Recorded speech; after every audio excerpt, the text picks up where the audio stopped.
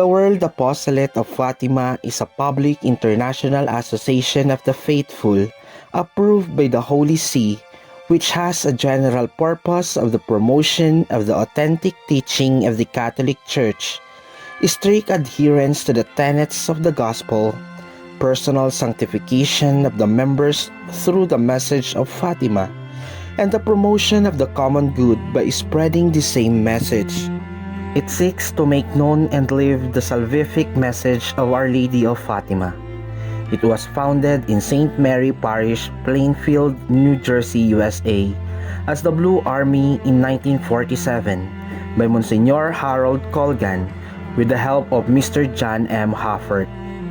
It was renamed as World Apostolate of Fatima to reflect more clearly its character and purpose.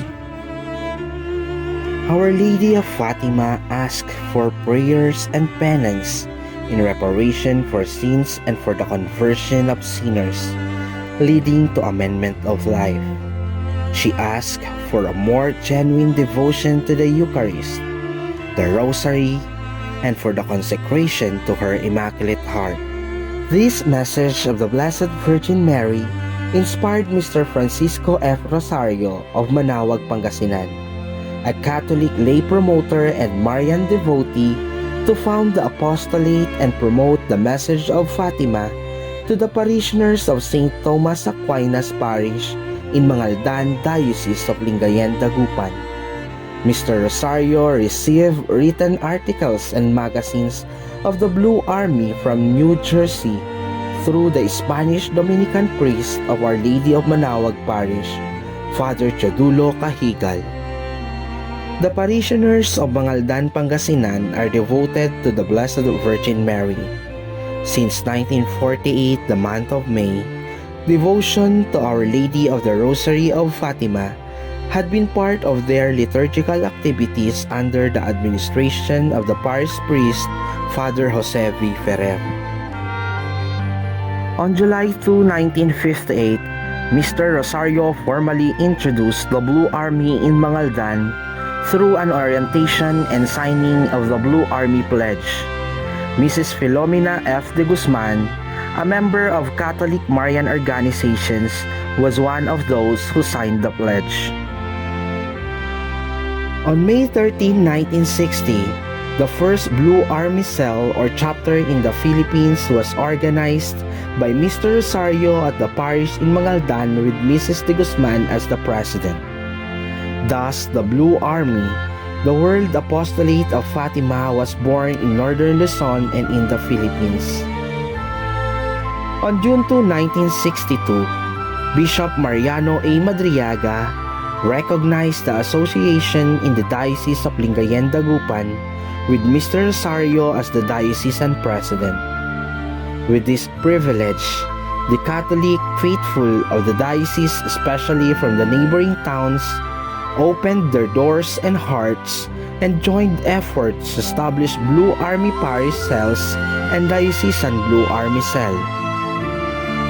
On October 28, 1967, Mrs. de Guzman was elected as the Archdiocesan President of the Blue Army in the Archdiocese of Lingayen, Dagupan, and was re-elected up to 1982.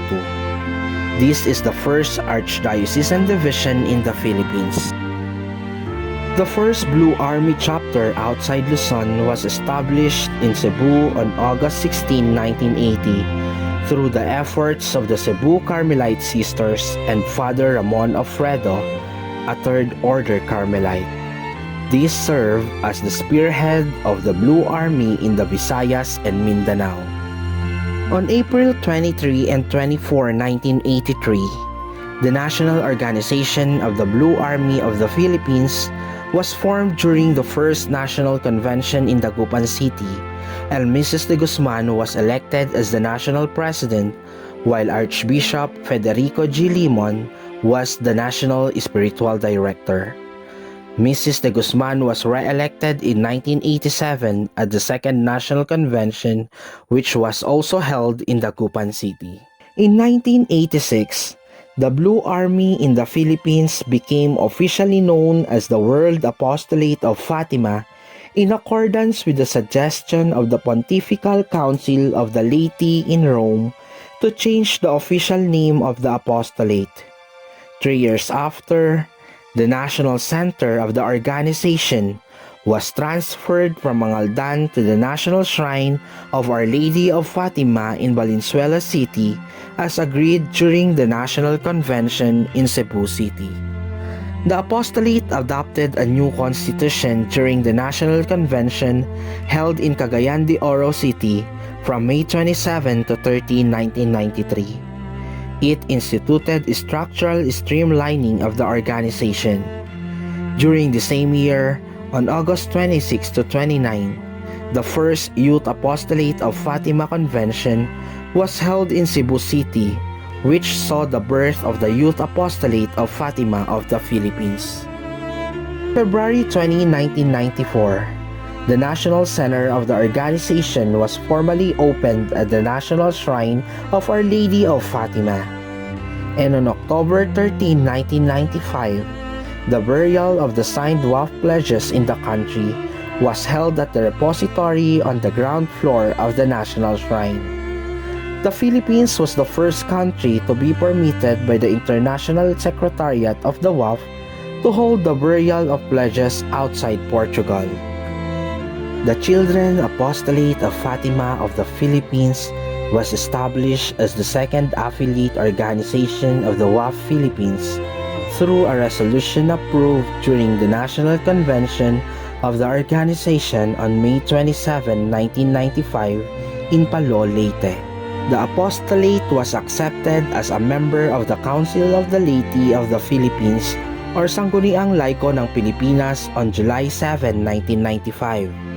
Among the national spiritual directors of the WAF Philippines include Archbishop Federico G. Limon from 1983 to 1995, Archbishop Angel N. Lagdameo from 1995 to 2018, and Bishop Guillermo V. Afable from 2018 up to the present. Today, the WAF and the YAF Philippines have several diocesan and archdiocesan divisions all over the country, including the ecclesiastical province of Manila, as they continue their mission of contributing to the new evangelization through the promotion and living of the message of Our Lady of Fatima.